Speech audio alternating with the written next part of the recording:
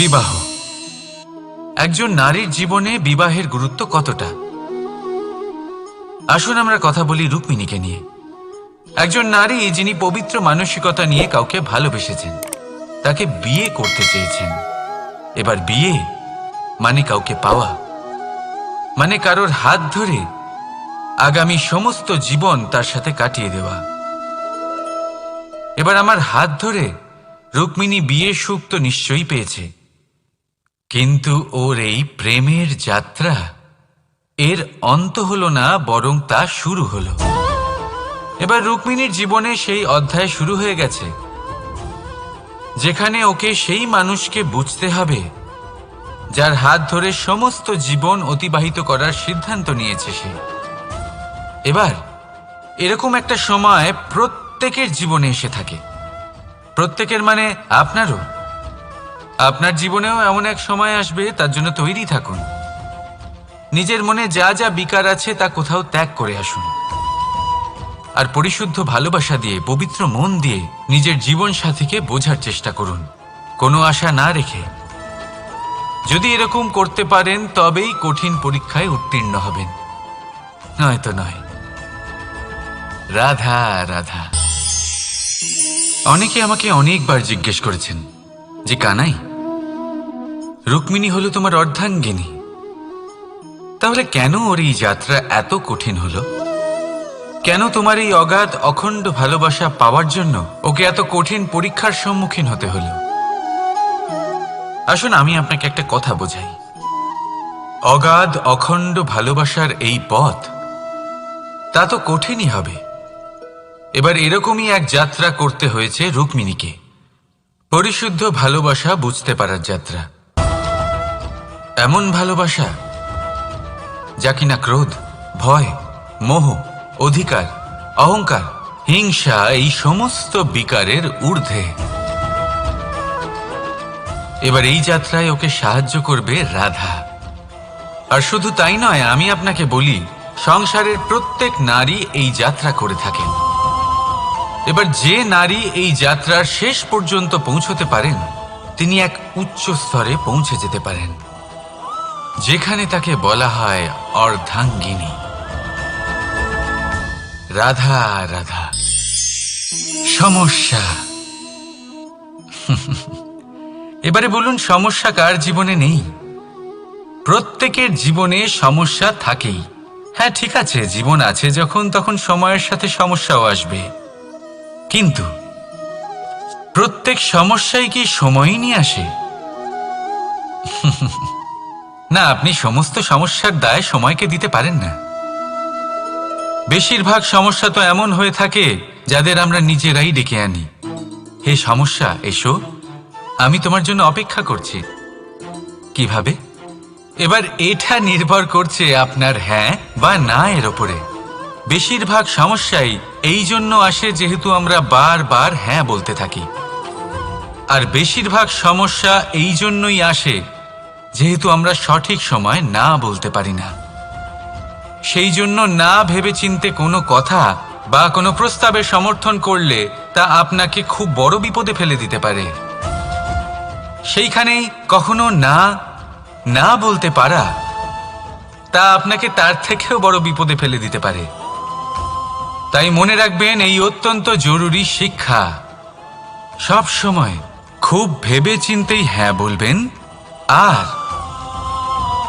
দৃঢ়তার সাথে না বলবেন। আর বিশ্বাস করুন, আপনার জীবন অত্যন্ত সুখময় হয়ে যাবে। তাহলে আসুন আমার সাথে ভালোবেসে বলুন, রাধা রাধা। সাফল্য। সাফল্য এই পৃথিবীতে কে না পেতে চান? প্রত্যেক মানুষ চান যেন সাফল্য নিজে এসে তার কাছে ধরা দেয়। এবার সাফল্য তাদের কাছে এসে ধরা দেয় যারা নিজের পা ধরাতলে রেখে চলেন, যারা স্বপ্নের জগতে বিচরণ না করে বাস্তবের মাটিতে পা রেখে চলেন, এবং তাও দৃঢ়তার সাথে। সাফল্য তারা পান না যারা বাড়িতে বসে বসে শুধু স্বপ্ন দেখেন। সাফল্য নিজে থেকে তাদের কাছেই আসে যারা নিরন্তর চেষ্টা করেন, যারা পরিশ্রম করেন আর নিজের এই জীবনকে অন্যের কাছে সফল করে দেখান। তাহলে সিদ্ধান্ত হলো আপনার। সফল সবাই হতে চান, স্বপ্ন সবাই সার্থক করতে চান। স্বপ্ন তখনই সার্থক হয় যখন পরিশ্রম করবেন, আর সাফল্য তখনই আপনার সাথে থাকবে যতক্ষণ আপনি বিনম্র থাকবেন। তাহলে আসুন আমার সাথে ভালোবেসে বলুন, রাধা রাধা। এই পুষ্প দেখতে পাচ্ছেন আপনি? কি সুন্দর এই পুষ্প। সবাই চায় এরকম কোনো এক পুষ্প সে নিজের করে নেবে, নিজের কাছে রাখবে। এবার ভাবুন, এই পুষ্প যে সম্মান পায় তা কিসের জন্য পায়?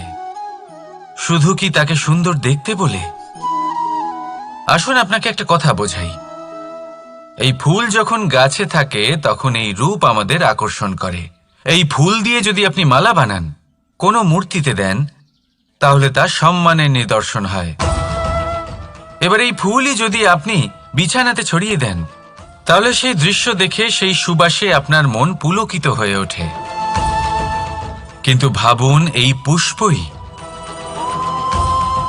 যদি আপনি চিতায় সাজান, তাহলে এই পুষ্পকে আর কেউ সম্মান করে না। এ কিরকম কথা? সেই একই পুষ্প এক পরিস্থিতিতে সম্মান পাচ্ছে, এক পরিস্থিতিতে নয়। কেন? কারণ এতেই লুকিয়ে রয়েছে একটা গুরুত্বপূর্ণ শিক্ষা। এর সারমর্ম হলো এটাই যে এই সম্মান ব্যক্তি বা বস্তুকে করা হয় না, সম্মান করা হয় সময় এবং পরিস্থিতিকে। এবার এই যে সময়, তা কখনোই আমাদের বশে থাকে না।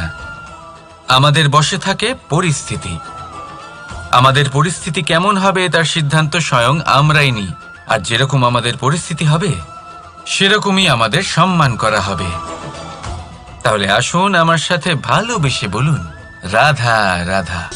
আপনি কখনো কোনো ঝর্ণার ধারে বসে থাকুন আর সেই ধ্বনি শুনতে থাকুন। আহা হা হা, সেই ধ্বনি মনকে শান্ত করে দেয়, আমাদের মধ্যে এক আনন্দের সঞ্চার করে। একেই আমি বলি নৈসর্গিক সঙ্গীত। কখনো ভেবে দেখেছেন এই সঙ্গীত উৎপন্ন করার জন্য জলকে কত পরিশ্রম করতে হয়, কি না করতে হয়? ভেবে দেখুন, সেই জল কোথা কোথা থেকে পড়েছে, কত কত পাথরের সাথে ধাক্কা খেয়েছে, কত তীক্ষ্ণ পাথরের সাথে সম্মুখীন হয়েছে, তাকে কিভাবে পার করেছে, নিজের শরীরের সাথে লেগে থাকা সেই পাথরের সাথে কিভাবে সংঘর্ষ করেছে, কিভাবে সামনে এগিয়েছে। ভাবুন, এই সব কিছু হওয়ার পরেই সেই সঙ্গীত উৎপন্ন হয়েছে। এই ঝর্ণার এই মধুর সঙ্গীত কখনো আপনার কান পর্যন্ত পৌঁছতই না যদি সেই জলের বিরোধিতা করার জন্য সেই পাথর না থাকত। এর সারমর্ম কি হতে পারে? সারমর্ম হলো একটাই, এই সব বাধার সম্মুখীন হন, এদের থেকে দূরে পালাবেন না। কারণ এই বাধা হলো নৈসর্গিক। সবার জীবনে এই বাধা রয়েছে, তার সম্মুখীন হন, জীবনের সামনে এগোন। আর আপনিও নিজের ভেতর থেকে সৃষ্টি করুন এই নৈসর্গিক সঙ্গীত, আর এই সংসারে ছড়িয়ে দিন শান্তি আর প্রসন্নতা। রাধা রাধা। সংসারে নিয়তি অনেক কিছু নির্ধারণ করে, যেমন প্রত্যেকটি জিনিসের সীমারেখা।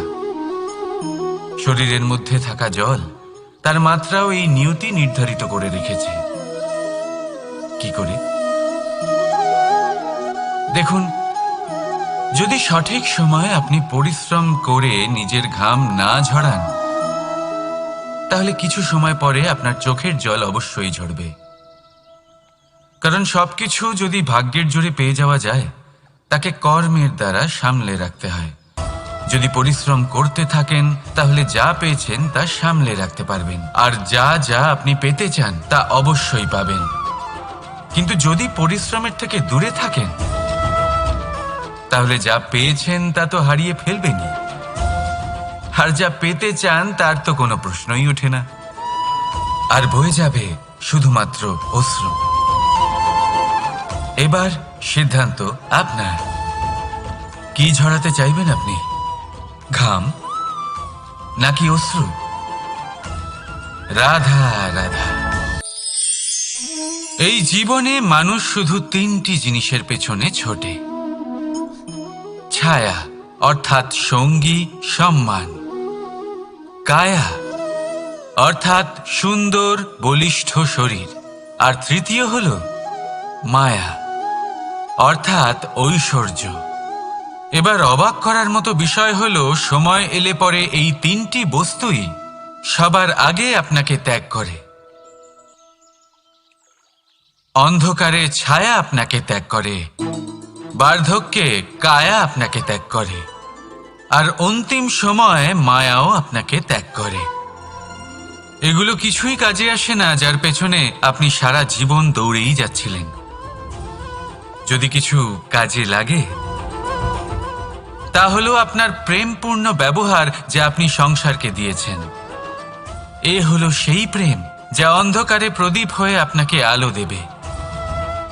এ হলো সেই প্রেম যা বার্ধক্যে হাত রূপে আপনাকে শক্তি দেবে, সহায়তা করবে।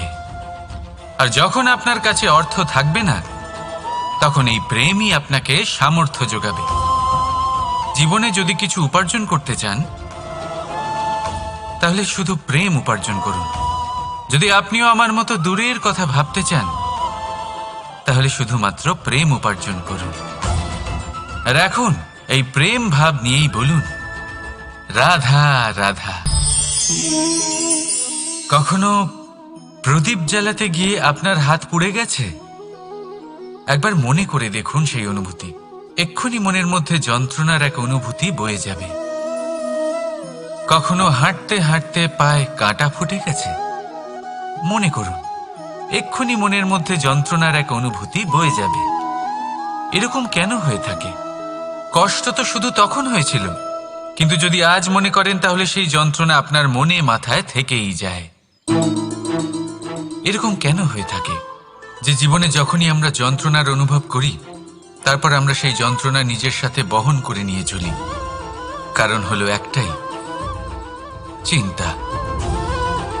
কোনো যন্ত্রণাই এতটা কষ্ট আমাদের দেয় না যতটা কষ্ট এই চিন্তা দেয়। তাহলে এই চিন্তা ত্যাগ করুন আর ভাবুন যে কিভাবে নিজেকে সবসময় আনন্দে রাখা যায়। আর অতীতকাল এবং ভবিষ্যতের চিন্তা ছেড়ে দিন, এই বিষয়ে ভাবাই ছেড়ে দিন। শুধুমাত্র এটা ভেবে নিন যে আজ আমায় নিজেকে আনন্দে রাখতে হবে যে করেই হোক। এটা করা শুরু করে দিন। তারপর আপনি দেখবেন আপনার কাল, পরশু, পরের সপ্তাহ, সমস্ত মাস, সমস্ত বছর, পরের বছর, সম্পূর্ণ জীবন আপনি শুধুমাত্র প্রসন্নতাই পাবেন। এবার আসুন এই প্রসন্নতার সাথেই বলুন, রাধা রাধা। কখনো ভেবে দেখেছেন আমরা জিহ্বার সাথে সাথে কান কেন পেয়েছি? এবার আপনি বলবেন, এ তো সহজ কথা, যাতে আমরা কথা বলার সাথে সাথে শুনতেও শিখি। এবারের আরো একটা গুরুত্ব আছে। আগে আমাকে বলুন, নিজের প্রশংসা শুনতে কার না ভালো লাগে? সবারই ভালো লাগে। এটাই হলো মূল কথা। যদি এই কান দিয়ে আপনি নিজের প্রশংসা শুনতে চান তাহলে সর্বপ্রথম এই জিহ্বা দিয়ে অন্যের প্রশংসা করতে শিখুন। এবার প্রশংসার বিষয়ে একটা অত্যন্ত গুরুত্বপূর্ণ কথা আপনাদের বলি। কখনো যদি কারোর প্রশংসা আপনি করেন তাহলে সবার আগে সেই ব্যক্তির উৎসাহ বেড়ে যায়। আর তারপর নিজে যদি ভেবে দেখেন তাহলে নিজের মনেও সন্তুষ্টি আর প্রশান্তি চলে আসে। আর একবার যদি এই মন প্রশান্তিতে ভরে যায় তারপরে কেউ প্রশংসা করুক বা না করুক কিচ্ছু যায় আসে না। সেই জন্য সবসময় অন্যের সম্মান করবেন, স্নেহ করবেন, প্রশংসা করবেন, সুখ ভাগ করে নেবেন। যার মধ্যে যেটা ভালো আছে তা বলুন, তাকে মনে করান তিনিও ভালো, তার উৎসাহ বাড়িয়ে তুলুন। তিনি জীবনে সামনে এগোবেন আর এই ব্রহ্মাণ্ড আপনাকে কখনো পিছিয়ে থাকতে দেবে না। রাধা রাধা। সত্য এবং অসত্য দুটোর মধ্যে পার্থক্য কি আছে? পার্থক্য হলো অ অক্ষরটার। এবার অ দিয়ে হতে পারে আরম্ভ, অ দিয়ে হতে পারে অন্ত, সত্য হলো সেটা যেখানে সমস্ত পথের আরম্ভ হয়, অসত্য সেটা যেখানে সমস্ত পথের শেষ হয়। এবার এরা চলতে হয়তো পারে না, কিন্তু তাও ছাপ রেখেই যায়। সত্য সেই ছাপ রেখে যায় যা একটা উজ্জ্বল উৎকৃষ্ট উদাহরণ হতে পারে, আর অসত্য সেই উদাহরণ তৈরি করে যা একটা কলঙ্কিত ইতিহাস তৈরি করে। এখন আপনি আগামী সময়ের জন্য কেমন ছাপ রেখে যাবেন, এই সিদ্ধান্ত পুরোপুরি আপনার। রাধা রাধা। চলুন একটা প্রশ্ন করি। না, এবার বলুন, আপনি জীবনে মূর্খ ও বিবেকহীন হবার জন্য কোনো ভালো পরিকল্পনা বানিয়েছেন? উত্তর পাবেন না, কারণ কোনো পরিকল্পনা বানানো হয় না যাতে আপনি মূর্খ বা অসফল হন। মানুষ মূর্খ বা অসফল তখন হন যখন কোনো পরিকল্পনাই থাকে না। দেখুন, একটাই ছোট জীবন, তাকে স্থির করুন যাতে অনেক বেশি সংখ্যক মানুষকে আপনি জুড়ে রাখতে পারেন, অনেক বেশি শান্তি পেতে পারেন, অধিকতর সাফল্য লাভ করতে পারেন, বেশিরভাগ মানুষের পথপ্রদর্শক হয়ে তাদের মঙ্গল করতে পারেন। অসফল হয়ে বাড়িতে বসে থাকার চেয়ে ভালো হলো যে আপনি একটা পরিকল্পনা করে অসফল হন, কারণ তখন আপনার কাছে আরও একটা বিকল্প থাকবে, একটা নতুন পরিকল্পনা বানানোর, তাকে সার্থক করার। কারণ এমন কোনো পরিকল্পনা তো অবশ্যই থাকবে যা আপনাকে আপনার লক্ষ্যে পৌঁছে দেবে, তাই তো? রাধা রাধা। সূর্য কারোর জন্য হলেন শক্তিদাতা ঈশ্বর, আবার কোনো প্যাঁচার জন্য হলো চোখ বন্ধ করে দেওয়ার মতো তীব্র আলো। নদী কারোর জন্য হলো তৃষ্ণা মেটানোর স্রোত, আবার কারোর জন্য বন্যারূপী বিনাশকারী আশঙ্কা। সাগর কারোর জন্য হলো নোনা জলের ভাণ্ডার, আবার কারোর জন্য অগন্তি প্রাণী জগতের সম্ভার। প্রশ্ন হলো, প্রত্যেক ব্যক্তির জন্য প্রত্যেক অনুভূতি বা বস্তুর সারমর্ম আলাদা কেন হয়ে থাকে? যা কারোর জন্য হলো বিষ, তা অন্য কারোর জন্য অমৃত কেন? যা কারোর জন্য অমৃত, তা অন্যের জন্য বিষ কেন? উত্তর বড়ই সোজা। আমরা বস্তু বা অনুভূতিগুলিকে সেভাবে দেখি না যেরকম তা হয়ে থাকে। আমরা বস্তু বা অনুভূতিকে সেভাবে দেখি যেরকম আমরা হয়ে থাকি। এবার এর উপায় কি হতে পারে? নিজেকে পরিশুদ্ধ করুন, সব কিছুই শুদ্ধ হবে। রাধা রাধা। প্রেম, ঘৃণা, এই দুই হলো একই শব্দ। কিভাবে? দেখুন না, দুটোতেই আড়াই অক্ষর রয়েছে। দুটোই হলো সেই অনুভূতি যা আমাদের মনের সাথে জড়িত, আর এই দুই অনুভূতির সাথেই জড়িত মানুষ আমাদের জন্য গুরুত্বপূর্ণ। পার্থক্য শুধু এটাই যে প্রেম পায় সম্মান আর ঘৃণাকে করা হয় অবজ্ঞা। এরকম কেন? কারণ প্রেম হলো সেই অনুভূতি যেখানে মানুষ সব কিছু দিয়ে দিতে চায়, সব কিছু লুটিয়ে দিতে চায়। সেখানে ঘৃণা হলো এমন অনুভূতি যেখানে মানুষ সব কিছু কেড়ে নিতে চায়, সব কিছু জিতে নিতে চায়। তাও প্রেমের অনুভূতি কখনো আপনাকে হারতে দেয় না, আর ঘৃণার অনুভূতি কখনো আপনাকে জিততে দেয় না। এবার কি করবেন আপনি? একটাই জীবন, ঘৃণার সাথে বাঁচবেন নাকি প্রেমের সাথে? আমি তো প্রেমকেই চয়ন করব। রাধা রাধা।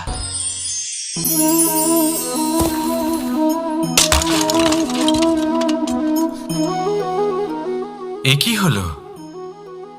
আমি আঘাত পেতেই এটা হাত থেকে পড়ে গেল কেন, ভেঙে গেল কেন? এবার আপনি বলবেন, এরকমই তো হয়ে থাকে এই জীবনে, এই সংসারে। আঘাত লাগার পরে আমাদের হাতে যা থাকে তা পড়ে যায়, যা তৈরি হয় তা ভেঙেও যায়।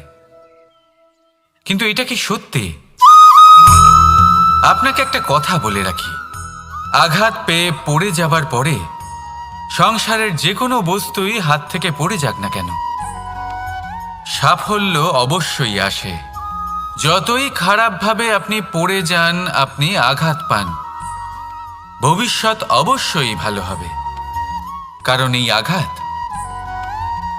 অসফলতা, এই অসুবিধা, এগুলো আমাদের এমনভাবে পরিশুদ্ধ করে যেমন আগুন সোনাকে করে থাকে।